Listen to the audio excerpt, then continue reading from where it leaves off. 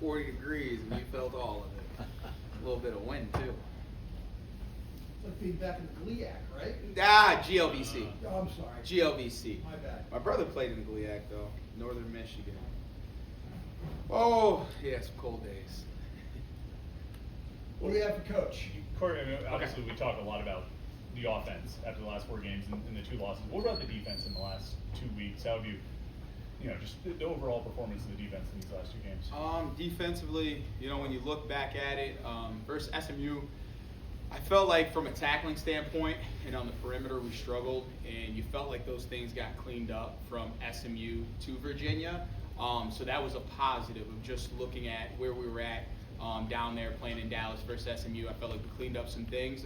But, we still let up explosive plays, some stuff that hit us. Then, at the end of the day, we played defense, very good defense for the first half, and midway through the third quarter, then some things hit us. And, even in those in moments of that football game, on that last drive, we got to come up with some plays to get our offense the ball back, and could have came up with some plays earlier to put them on a shorter field, to be able to put them in position to hit a field goal and give us a chance at the end. So, we're always looking to improve things, and I thought we had a good first day back out there today on Tuesday to correct some things that we already corrected on film from Sunday. But, I think we've had a lot of good moments on defense, but we got to continue to be consistent and can't have a bad moment. And I think we've had a few bad moments that have got us or let us up on a big play. And, we got to refrain from that. Donovan doesn't have a lot of splash plays this year, but it seems like he does a lot of little things, like on the reverse where they kind of had a man with like a lot of blockers in front. He still found a way to limit that play. He had a couple breakups at key moments, especially the one at the end there. What does he do to stay locked in that you think maybe goes unnoticed if you're looking just at the highlights? Yeah, I think if you really watch the intricacies of Donovan, you'll really realize how good of a football player he is. No, he's not out there with 5 interceptions, Now, he's sitting there, I think, 70-something tackles. He's very reliable. When you talk about that reverse, there was 2 O-linemen and the quarterback leading up, and he shedded 3 guys and made the tackle on that. And that's happened on the year, Cincinnati, there was an opportunity. They had a draw for a big play. Donovan, great open field tackle. Same thing with SMU. And even in that game against Virginia, they try to run a stutter and go in one of those first 2 series. Donovan, great eye discipline.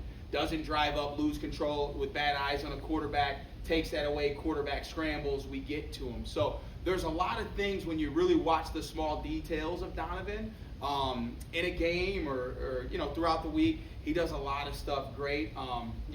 Splash plays, he just has to make the plays that come to him. He did a good job in the back of the end zone giving us another chance when he punched that pocket on the tight end, number 44 at the end of the game last week. But, very proud of Donovan, and, we'll see. Hopefully, sometimes that ball can come to him in these last 3 weeks as he finishes up here. How do you guys respond to the several disappointing moments in that game? Not just the next day, but actually that Well, I would game. say if you look at within the game, how do they respond, okay? So everybody in this room knows defensively, 3rd and 15, we're not excited about that. They executed 3rd and 15. But you say, how do they respond? Well, they kept playing that drive, right? And we're in a position in 4th and 1 and, did a good job on 4th and 1. Got to come back that next one. But even so after that, they executed the first down there.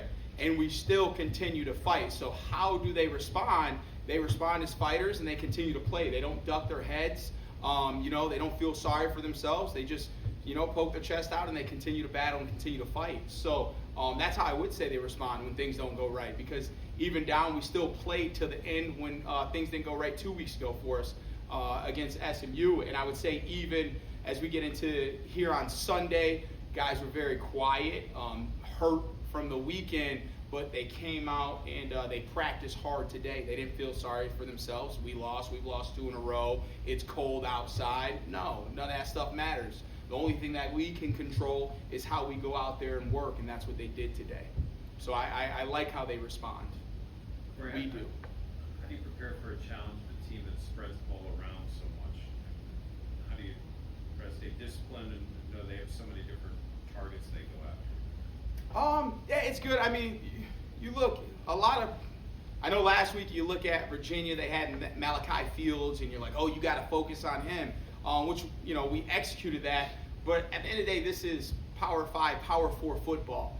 There's good players at all positions every single week. So you have to be locked into your position every single week and who you're going against and win that one-on-one. So they do a good job of spreading it around.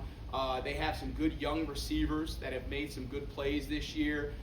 They have Antonio, Williams, playing on the outside. They move him around a lot. They have the other slot receiver, Stiletto. I mean, they have some good weapons, and they do spread it around.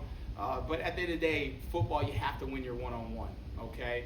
And we're still going to continue to do what we do and, have to excel at our one-on-ones to be successful for the big picture regardless. Pitt's team doesn't necessarily control time of possession a whole lot. How has the defense responded to being on the field for a lot of minutes during that week in, week out? Oh, shoot, you're on the field, that means opportunities for you, right? Like at the end of the day, you're on that football field, that gives you opportunities to make a play. And I think every kid, they come here and they want to be a part of this program so they can make football plays.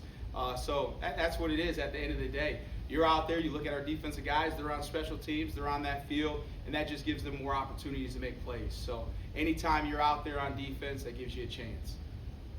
You had referenced that 3rd and 15 play, and I was curious about that because you bring pressure, almost gets there. It seems like maybe Kyle even hit the guy's hand a little bit as he made the throw. Was the completed pass there, was that just sort of the risk inherent in bringing pressure in that situation, or was there a breakdown in the coverage? It's a game of inches, like you say, right there, small thing. We almost get, a deflection on the ball there, and just, myself coaching, some of the details within the play got to be better.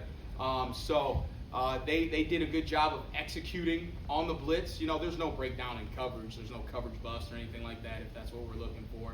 But we just have to do a better job, and myself has to do a better job of coaching up those details within that play. So now we're in the proper spot of how that thing played out to be able to have color in that area to maybe deter some things.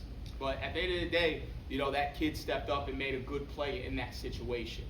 He did a good job from his end too. Do you have any good anecdotes on Donovan being a leader, not just this past week, but in all season? Yeah, I think Donovan, like for him, not from a vocal standpoint, going out there, getting on guys, but the kid shows up, he works, he does all the small things, he gets all his extra work in on the field or in the classroom, off the field, after practice, and what that does entail brings guys along with him as well. So it's not just getting on guys vocally, but leading by example and just going out there and doing and pulling guys along. So I think he's done a very good job of that.